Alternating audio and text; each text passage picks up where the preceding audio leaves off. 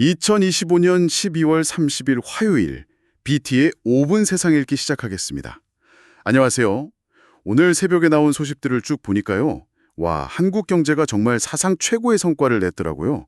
근데 동시에 아주 심각한 경고등도 켜진 그야말로 빛과 그림자가 아주 뚜렷한 하루였습니다. 네, 맞습니다. 수출 7천억 달러라는 엄청난 숫자 뒤에 가려진 기업들의 속사정도 있고요. 또 우리 사회의 연결고리가 약해지는 모습까지 오늘 그 이면을 한번 깊이 들여다보겠습니다. 좋습니다. 그럼 가장 짙은 그림자부터 한번 얘기해 볼까요? 내년에 우리 기업들이 가장 두려워하는 리스크 1위로 환율이 꼽혔어요. 근데 저는 이게 좀 이상한 게 예전에는 환율이 오르면 수출에 좋다고만 배웠거든요. 공식이 바뀐 건가요? 그 공식이 깨진 지는 꽤 됐습니다.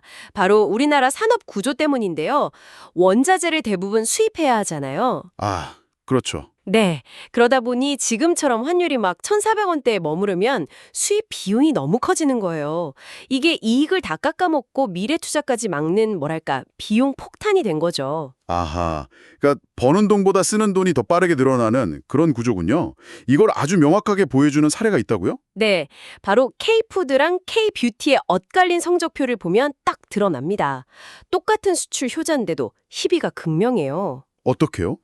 CJ제일제당처럼 밀가루나 설탕 같은 원자재 수입 비중이 높은 식품업계는요, 고환율의 직격탄을 맞아서 4분기 이익이 거의 17% 가까이 줄어들 전망이에요. 와, 17%나요? 반면에 APR 같은 화장품 업계는 원가율이 낮으니까요.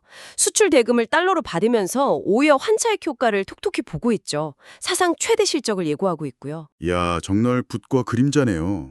그런데 여기서 진짜 흥미로운 지점이 나옵니다.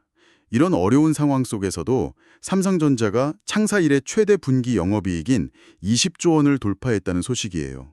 이게 어떻게 가능했을까요? 이게 참 역설적인 배경이 있습니다.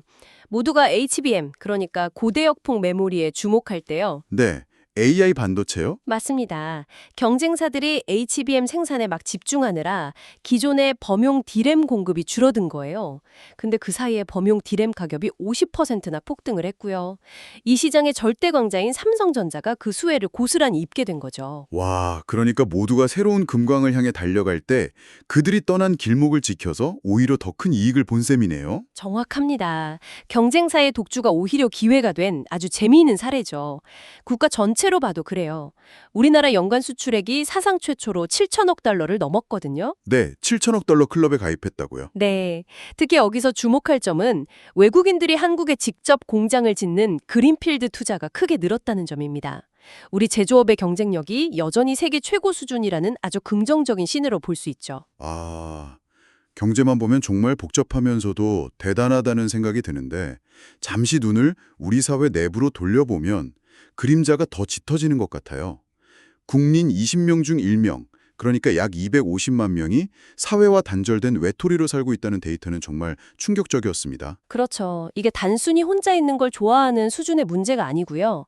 이분들 삶을 들여다보면 하루 평균 전화는 한 통 걸면서 TV는 9시간을 보세요. 9시간이요? 네. 그리고 근로자 비율도 전체 평균의 절반이 안 됩니다. 고립이 빈곤을 낳고 그 빈곤이 다시 고립을 낳는 악순환에 빠졌을 가능성이 아주 큽니다. 이런 사회적 단절은 결국 신뢰의 위기로도 이어지는 것 같아요.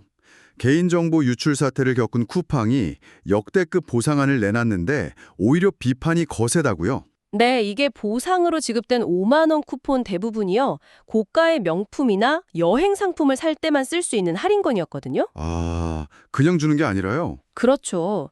사실상 더 큰 지출을 유도하는 미끼 아니냐 이런 비판이 나오는 겁니다. 피해 보상을 명분으로 자사 매출을 올리려는 거 아니냐는 거죠. 이런 진정성 없는 사과는 불신만 키울 뿐입니다. 정리를 해보면 경제는 사상 최대의 성과를 냈지만 환율이라는 시한폭탄이 있고 사회적으로는 수백만 명이 고립된 채 살아간다. 참 복잡하네요. 결국 눈에 보이는 숫자 너머에 있는 진짜 현실을 직시하는 게 중요하겠죠. 네, 그래서 오늘 마무리로는 이렇게 거대한 흐름 속에서 우리가 직접 바꿀 수 있는 아주 작은 지혜에 대한 이야기를 해볼까 합니다. 혹시 고기 드시고 나서 바로 커피 드시는 습관 있으신가요? 저도 그런데요. 많은 분들이 그러실 텐데요. 그 작은 습관이 고기 속 철분 흡수를 방해한다고 합니다. 맞아요. 커피 속에 든 타닌이라는 성분 때문인데요. 식후 바로가 아니라 딱 30분에서 1시간만 있다가 커피를 마시는 작은 변화가 우리 건강에는 정말 큰 차이를 만들 수 있거든요. 네, 거대한 경제 흐름과 사회 문제 속에서 우리가 직접 바꿀 수 있는 작은 지혜에 대해 한번 생각해 보시는 건 어떨까요? 오늘 세상 읽기는 여기까지입니다.